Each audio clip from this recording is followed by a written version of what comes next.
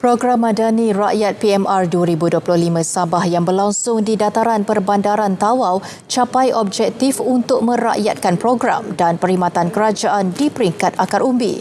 Kepelbagaian pengisian dan perkhidmatan ditawarkan berjaya menarik lebih 150,000 pengunjung.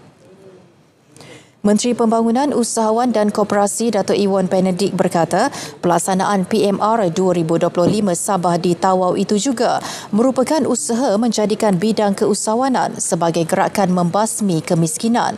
Sebanyak 36 reruai kementerian, agensi kerajaan serta sektor swasta terlibat membabitkan perkhidmatan titik sentuh rakyat. 158 usahawan jualan madani, pameran aset keselamatan, karnival kerjaya, 7 program satelit dan 63 sesi libat urus pentas PMR.